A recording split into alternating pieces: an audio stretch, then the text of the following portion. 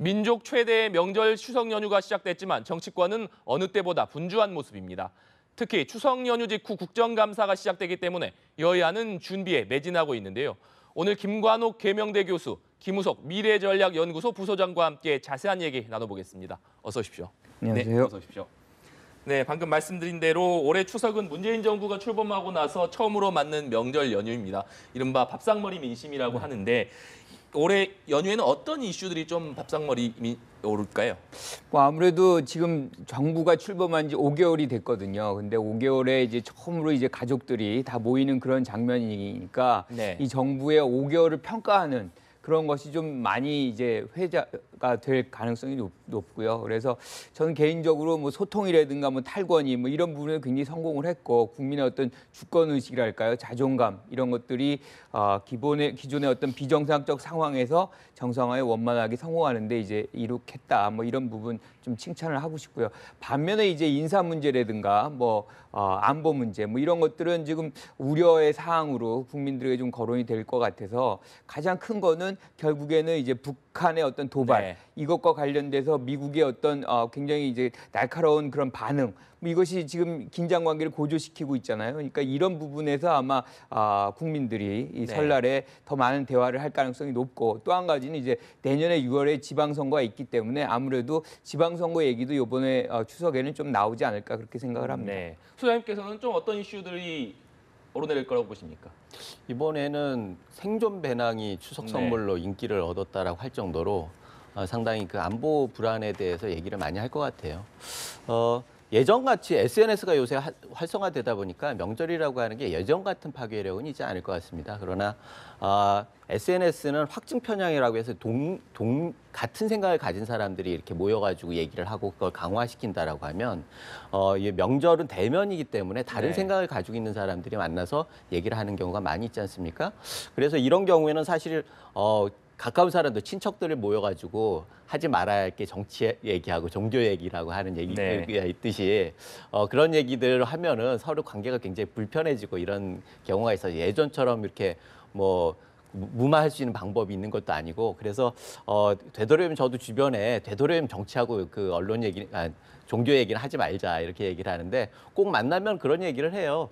저도 이렇게 정치 평론을 하다 보니까 사람들이 정치는 어떻게 하면 좋겠느냐 이렇게 물어가지고 설명을 드리면은 꼭 다른 생각을 가지고 있는 분이 좀 시비를 걸고 이렇게 네. 가지고 얼굴을 붉히면서 마무리하는 그런 경우가 있는데 그런 것들을 좀 그 상쇄할 수 있는 것들이 결국은 좀 미래지향적인 논의들을 했으면 좋겠다 이런 생각이 드는데 그런 논의들이 결국은 안보 이슈 같은데 녹아나지 않겠느냐. 그래서 안보의 불안이라고 하는 게 엄연히 현실적으로 존재하는 거고 이것을 어떻게 하면 극복할 수 있느냐 이런 방향에서 논의가 좀 많이 이루어질 것 같고 또 이루어져야 하지 않겠습니까? 그런 면에서는 상당 부분 이번 연휴가 그 여론을 좀 이렇게 그 대통령도 말씀하셨지만 안심도 중요하지만 네. 현실을 직시하는 그런 계기가 되지 않을까 이런 생각이 듭니다. 네.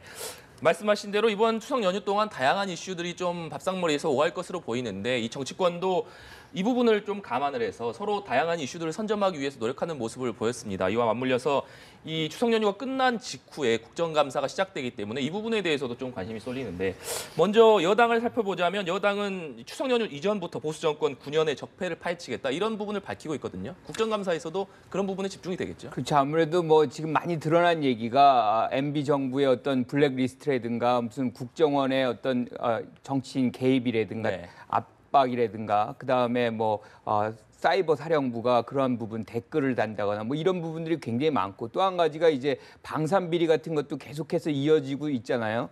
그러니까 이런 문제들을 아마 국감에서 다룰 가능성이 매우 높고 반면에 이제 야당 같은 경우는 지금 안보 불안이 굉장히 좀 있다라고 그리고 이게 어떤 전략적인 포인트라고 생각해서 이 부분에 대해서 우리가 이제 코리아 패싱이 당하는 거 아니냐 뭐 이런 얘기들을 아마 국방 분야, 안보 분야에 집중할 가능성이 매우 높은데 중요한 것은 사실은 안보 불안감이 더 커지면 국민들의 불안감도 같이 커지면서 그런데 어떻게 해도 정부 중심으로 마음을 모으게 돼 있어요. 그렇기 때문에 사실 야당이 근거 없는 어떤 비판할 경우에는 오히려 국민적 공감대를 못 얻을 가능성도 매우 많습니다. 네. 그래서 여러 가지 이슈들이 많겠지만 아마 안보에 대한 부분들과 적폐청산 이 두 가지가 여야가 지금 국정감사에서 좀 집중적으로 할 가능성이 있지 않나 이렇게 생각을 합니다. 네, 이 한국당 같은 경우에는 이 민주당의 적폐 청산을 정치 보복이라고 주장하고 있습니다. 또 이 문재인 정부에 대해서 신적폐다, 또 김대중 노무현 정부는 원조 적폐다 이렇게 주장을 하면서 이 부분을 또 국감에서 파헤치겠다 이런 입장인데요.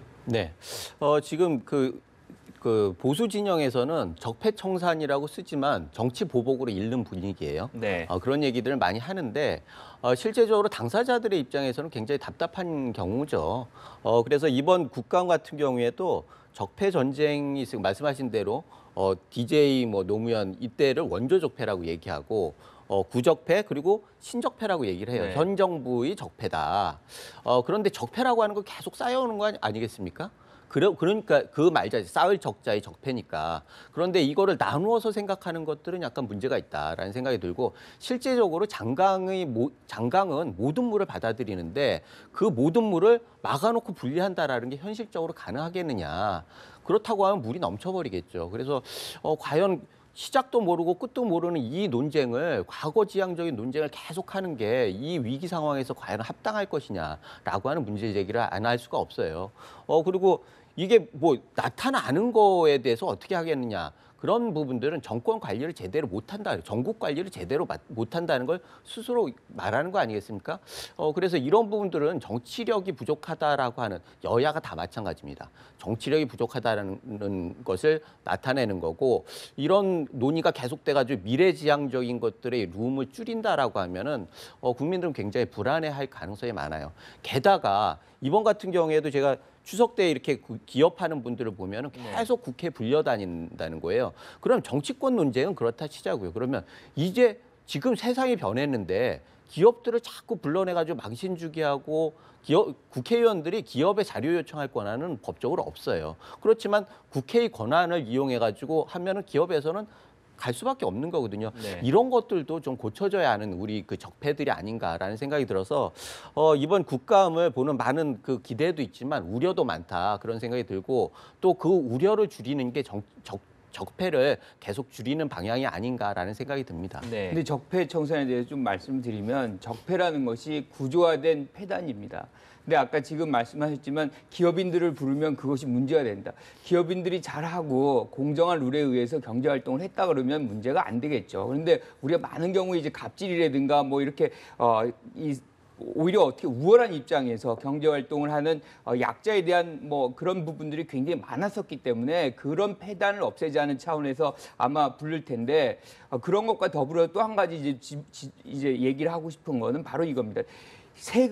국민의 세금을 받고 이렇게 운영이 되는 국가 이 기관이죠. 예컨대 이제 국정원이라든가 사이버사라든가 뭐 이런 기관들이 특정 국민들에 대해서 배제를 한다거나 또는 배타적으로 뭐 지원을 안 한다거나 또는 더 나가서 탄압을 한다거나 뭐 이런 일들이 있는데 이거를 적폐라고 안 하고 이걸 정치 보복이라고 얘기한다면 거꾸로 얘기해서 그럼 이 정부도 똑같이 이런 국정원이라든가 사이버 사령부를 동원해서 지금의 야권을 탄압하거나 뭐 이래도 된다는 얘기로 저는 들리거든요. 그래서 이 부분에 우리가 관심을 가져야 되는 부분은 어떤 경우든 이건 재발을 하지 않는 것이 우리의 지금 목표인 것이지 여기서 누구를 어떻게 지목을 해가지고 누구에게 불이익을 주자는 그런 차원이 아니거든요. 요번에 짚고 넘어가지 못하면 계속해서 이게 재발될 텐데 언제까지 이런 것들을 국민들이 봐야 되는지 그런 부분에서 이제 적폐를 얘기를 하는 것이죠. 이거를 모범을 보이는 게 중요하죠. 적폐라고 하는 부분들은 말이 좋아가지고 적폐를 캔다라고 얘기하지만 사실은 다 구조화돼 말씀하신 대로 구조화돼 있는 거예요. MB 때 적폐가 그 전에 단초들이 없었겠습니까? DJ 때, 노 대통령 때 그때는 국정원이 그럼 정치적으로 개입 안 했어요? 우리 다 알고 있잖아요. 그런데 그 부분에 대해서 증거를 제시하지 못한다고 해가지고 없다. 그렇다고 하면은 MB 정부에서 그걸 다 깐다라고 하면은 이거는 적폐의 문제가 아니라 대혼란의 이전 투구가 되는 거거든요.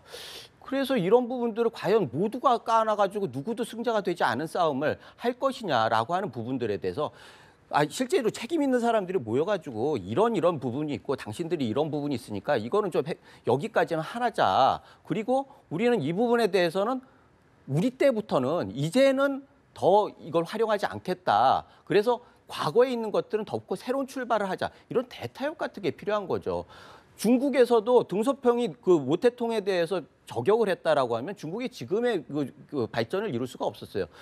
등소평은 모태통에 대해서 07과삼이라고 평가하면서 사실은 그 과를 덮어주는 거를 했고 뭐 일본의 메이지유시는 말할 것도 없고 그래서 발전한 나라들은 항상 과거의 여러 가지 업을 안고 덮고 가는 그런 지혜를 발휘했단 말이죠. 이런 상황에서 지금 과연 책임 있는 사람들이 이 부분에 대해서 그냥 다 밝혀놓고 법대로 하자라고 하는 것들이 정치 발전에 진짜 도움이 될 것이냐 이런 부분들은 좀 생각을 해봐야 한다는 거죠. 네, 이 또 국정감사 준비가 이 치열하게 좀 진행이 되면서 증인 채택을 놓고서도 여야 간 신경전이 좀 치열한 모습입니다. 여당 내에서는 요새 이명박 전 대통령 시절 정치 공작 의혹을 제기를 하면서 이명박 전 대통령을 증인으로 불러야 된다, 뭐 이런 얘기까지도 나오는데 실제 이 가능성이 있을까요? 가능성은 그렇게 높아 보이지 않습니다. 왜냐하면 이제 사실 야당이 협조를 해주지 않으면 증인 채택하기 일단 쉽지 않고요. 또 증인 채택을 한다고 해도 이명박 전 대통령이 출석을 안 한다면 강제할 그런 어떤 수단이 네. 그렇게 마땅치 않아요. 그래서 지금은 오히려 이렇게 뭐 이 국회에서 청문회를 여는 것도 뭐 방법이긴 하겠지만 지금 검찰에서 이미 수사가 개시가 됐잖아요. 박원순 시장이 이제 고소를 한 상태이기 네. 때문에 그런 차원에서 검찰의 어떤 수사 과정, 조사들을 좀 보고 그런 부분에서 이제 뭔가 물적 증거라든가 뭐 이런 것이 나온다면 거기에 따라서 이제 점차적으로 뭐 증인을 채택한다거나 그리고 추이를 좀 볼 필요가 있는 것이죠. 네. 이렇게 이명박 전 대통령을 겨냥한 여권의 여러 가지 그 문서 공개라든지 여러 가지 공세들이 이어지면서 이명박 대통령이 추석 인사를 겸해서 직접 입장을 밝히지 않았습니까? 또 MB 측근들도 역시 같이 해서 입장을 밝히고 있는데 아무래도 적극적으로 좀 이 공세에 대비하겠다 이런 차원으로 봐야 될까요? 대비돼 있다라고 하는 일종의 잽 같은 거죠. 본격적으로 반격하기 전에 우리는 이런 칼을 가지고 있다. 그러니까 더 들어오면은 우리는 싸움을 피하지는 않겠다라고 하는 그런 의지를 보이는 것 같은데요. 사실은 뭐 아까도 말씀드렸듯이 지금 그 증인 문제에 대해서 MB를 증인으로 출석해라라고 하면 MB 측에서는 노무현 전 대통령의 뇌물 사건을 얘기를 안 할 수가 없어요. 지금 그런 구도로 가고 있어요. 네. 그렇다고 하면 노무현 전 대통령의 가족을 주인 신청을 할 수도 있단 말이죠. 그렇게 되면 이 상황이 둘 다 나가느냐, 증인으로 나가느냐, 마느냐 이런 것들로 계속 정치가 끌려다니다 보면은 과연 이게 미래로 나갈 수 있느냐 말이에요. 현 정부에서 많은 사람들이 얘기하기를 미래에 대한 얘기는 없고 과거를 계속 얘기한다. 그런데 우리 위치는 너무나 위태로운 상황이다. 그리고 가야 할 길은 너무나 멀다. 문제도 너무나 많다. 그러네 왜 자꾸 과거에 집착하느냐라고 하는 얘기를 너무나 많이 하거든요. 그렇다고 하면 이런 부분들에 대해서 과연 MB를 증인으로 세울 수는 있어요. 그러나 그 파장에 대해서 관리를 할 수 있느냐라고 하는 부분들도 생각을 해봐야 한다라는 거죠. 그래서 정권을 차지하는 입장에 아마추어의 정권이 안 되기 위해서는 정권 국정 운영을 정말 잘해야 합니다. 세련되게. 그리고 그 피해를 최소화하면서 앞으로 한 발짝씩 나가는 운영을 해야 하는데 지금은 아직은 그런 모습들도 보이지 못해가지고 국민들이 많이 불안해하고 있는 것 같습니다. 네, 화제를 잠깐 돌려보겠습니다. 오늘이 이 69주년 국군의 날인데요. 이 여야가 한 목소리로 확고한 대비 태세를 강조했습니다. 하지만 약간 이 강론에서는 좀 차이가 있는데 일단 여당에서는 이 초당적인 안보 분야의 협력을 얘기를 했습니다. 아무래도 지난번 청와대 회동에서 홍준표 대표가 좀 불참을 했고 이런 부분을 좀 감안한 것 같은데요. 그렇죠. 아무래도 뭐 외교 안보 쪽은 초당적 협력이 기조입니다. 뭐 어느 나라나 마찬가지죠. 그런데 지금 이제 왜 뭐 안에서 뭔가 좀 혼선이 있는 거 아니냐 뭐 이런 얘기를 하는데 네. 사실은 이겁니다. 지금 현 정부의 대북 정책은 압박 속의 대화의 모색이거든요. 그러니까 압박의 기조를 주로 하지만 그렇다고 압박만으로 가서는 결국엔 뭐 터질 수밖에 없는 거 아니겠어요? 그러니까 대화를 이제 모색을 해야 되는 것인데 대화를 모색하게 되면 그것이 혼선이라고 얘기를 해요. 근데 이게 이제 무슨 얘기냐면 미국에서는 똑같은 걸 해도 미국 정부에 대해서는 공격을 안 합니다. 네. 그러니까 틸러슨 국무장관 같은 경우 대화를 모색하고 있고 트럼프 대통령은 압박을 얘기하고 있는데 이렇게 서로 다른 이제 지향점을 얘기하고 있음에도 불구하고 미국 정부에 대해서는 그렇게 혼선이다라고 얘기를 하지 않으면서 한국 정부가 이렇게 얘기를 하면 당연히 이건 혼선이다라고 공격을 해요. 그러니까 이건 잘못된 정치적 공세라고 생각을 하고요. 특히나 한국의 입장은 다릅니다. 여기서 북한이 실질적으로 선전포고다. 미국은 완전한 파괴를 운운하고 이런 과정에서 실질적인 어떤 긴장이 고조돼서 물리적 충돌이 온다. 네. 그러면 최대의 피해자는 한국입니다. 우리가 6.25 때도 봤지만 중국은 한국에서 전쟁, 즉 중국에서 전쟁을 하기 싫어서 결국엔 한반도 전쟁에 개입을 하고 한국에서 전쟁을 한 것이거든요.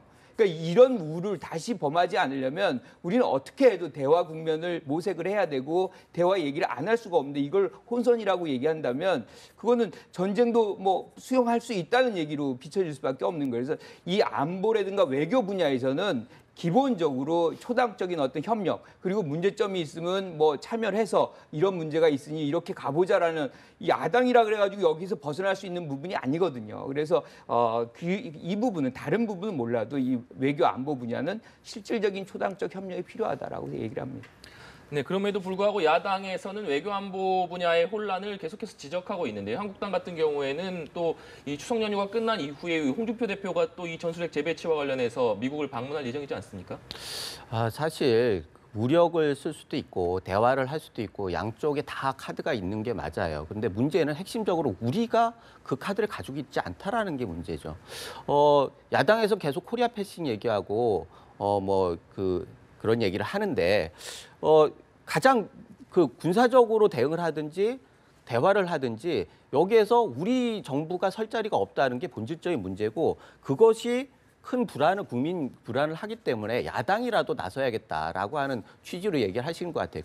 이런 취지로 얘기했을 때 정부와 야당이 요 계기로 해가지고 이 긴밀하게 얘기해서 역할 분담을 하든지 그래가지고 좀 해법을 찾아나가는 지혜를 좀 발휘했으면 좋겠고 실제로 지금 청와대와 정부에 대해서는 안보 불안이라고 하는 게 실체적으로 있는 거예요. 청와대 안보실 같은 경우에는 군사 용어도 이해를 못해가지고 사드 논란이 있었던 거고 국방장관은 그 결국 얘기했다가 경고를 받고 외교부 장관은 겉돌고 있고 그 안보특보라고 하는 분은 또 딴소리를 하고 있고 이렇게 해가지고 다 서로 조율되지 않은 메시지들이 나온다라는 거죠. 그런 모습이 결국 국민을 불안하게 하는데 이런 부분들에 대해서 야당 입장에서는 그냥 넘길 수가 없는 거죠. 지적을 하고 고치라고 종용을 하고 그래서 정 안 되겠으면 직접 나와가지고 외교적으로 뛰고 그런데 이런 것들을 욕하기 전에 정부에서 이런 것들을 해결책을 좀 제시하고 내부에서도 좀 조율을 하고 야당과도 조율을 하고 그래서 그 힘을 가지고 국제적으로 우리 발언권을 좀 천명을 하고 그래서 실질적으로 역할을 하는 그런 구도를 좀 바라는 게 국민들 아니겠습니까? 그래서 이번 기회에도 야당에게 뭐라고 얘기할 게 아니라 정부에서 이번 추석 기간에 아주 면밀하게 내부적으로 좀 역할을 할 수 있는 것과 할 수 없는 것들을 구분하는 그런 지혜를 좀 가졌으면 좋겠다라는 생각이 듭니다. 네. 연관지어서 이 최근 이 갤럽 지지율에 따르면 문재인 대통령 지지율이 지난주보다 5% 하락한 65%포인트를 기록을 했습니다. 이 부정평가에서 북핵 안보 문제가 가장 큰 비중을 차지했는데 역시 이 부분이 대통령과 청와대로서도 고민인 지점일 수밖에 없겠습니다. 그렇죠. 갤럽에서 70%에서 이제 5%가 네. 하락해서 65%인데 사실은 뭐 상당 부분의 중도 우파 뭐 이런 세력들이 사실 와 있어서 상당히 어떻게 보면 희망을 여기다가 이제 얹혀주는 그런 단계에 있었는데 안보 이슈가 부각이 되면서 상당 부분 빠져나간 그런 부분이 보이는 것이죠. 그런데 이거는 어떻게 보면 굉장히 구조적인 문제예요. 그러니까 지금 아까 말씀하셨지만 한국 정부가 이 북핵 문제를 이제 다루는 데 있어서 우리가 갖는 카드들이 그렇게 많지는 않습니다. 이게 전면적으로 미국하고 북한의 어떤 대결적 차원인데 여기서 뭐 우리가 새로운 어떤 수단을 많이 갖고 있지 않기 때문에 나타난 현상인 것이죠. 그래서 지금 가장 중요한 거는 이 위기 국면을 어떻게 해서 잘 관리하느냐. 그리고 이 위기 국면을 어떻게 하면 진정 국면으로 만들어내고 이렇게 대화 국면으로 전환시키느냐에 한국 정부의 역할이 있다고 봅니다. 그런 부분에서는 지금 틸러슨 장관이 얘기하는 두세 가지 채널을 통해서 지금 북한과의 어떤 대화를 모색하고 있다는 부분에서 한국 정부와 미국 정부가 상당 부분 부분 긴밀하게 이제 협력을 하고 있다는 것은 굉장히 고무적인 것이고요. 이런 부분이 하나하나 이제 차곡차곡 쌓여가면서 근본적으로 이제 문제 해결이 뭐 쉽지는 않겠지만 그쪽 방향으로 저는 이전될 거라고 보고요. 어떤 형태로든 이 문제가 아주 빠르게 해소될 가능성은 사실은 크지 않습니다. 왜냐하면 지금 얘기 나온 것이 뭐 완전 파괴, 선전포고, 거기다 태평양상에서의 어떤 핵실험 뭐 이런 얘기가 나왔기 때문에, 그리고 10월 10일에 이제 북한 이제 공산당 창건일인가요? 아마 그게 있고 10월 18일이 19기 이제 중국 공산당 대표대회가 있는데 그때를 즈음해서 아마 도발의 가능성이 좀 있다라고 지금 보이고 있는 상황이기 때문에 쉽지는 않지만 그런 노력을 계속해서 해야 되는 것이 우리의 정부고, 그렇기 때문에 굉장히 어려운 측면에 놓여 있는 것이 정부이기 때문에 그런 부분들을 좀 야당도 이해를 해줄 필요가 있다는 것이죠. 네, 소장님께서는 좀 어떻게 보십니까? 일단 숫자라기보다는 누구나 얘기할 때 추이가 중요한 거예요. 지금 2, 3주 정도 떨어지고 있는데 명절 같은 경우에는 이런 경향을 좀 확대시킬 수도 있어요. 그래서 명절 끝난 다음에 여론조사가 어떻게 될지 그것도 관심이 되는데, 실질적으로 안보 위기 자체가 하락을 가져오지는 않습니다. 독재자들은 안보 위기를 부추겨가지고 그 내부 권력을 강화하는 그런 경우가 많지 않습니까? 사실 우리가 할 수 있는 것과 할 수 없는 것들을 구분하는 게 중요하다고 말씀드리는 이유가, 안보 위기는 결국 외부에서 북한의 핵 문제이고 거기에 대해서 미국이 강공을 하기 때문에 우리가 설 자리가 없다라는 게 문제예요. 그렇다고 하면은 안보 위기 자체에 대해서는 국민들이 정부에 대해서 탓을 할 수가 없는 거예요. 그게 국민들은 현명하시니까 그렇게 할 거예요. 그런데 단 우리가 대처하는 능력이 아주 부족하다라는 거죠. 그래서 그런 불안감들 때문에 결국은 지지도가 떨어지는 그런 상황이 벌어지고 있는데, 이제 한숨 돌릴 때가 됐으니까 이제는 대화 국면으로 넘어가고 이런 상황 아니겠습니까? 물론 대화 국면에서도 우리가 빠지고 있지만 그런 과정에서 우리 역할이 뭔지 이런 것들을 좀 잘 연구를 하고, 그래서 이런 능력을 보여줘야지 이렇게 떨어지는 것들을 좀 반전시키는 거 아닌가, 이런 생각이 듭니다. 네, 알겠습니다. 오늘 두 분 말씀은 여기까지 듣도록 하겠습니다. 지금까지 김관옥 계명대 교수, 김우석 미래전략연구소 부소장과 함께 얘기 나눠봤습니다. 오늘 말씀 감사합니다.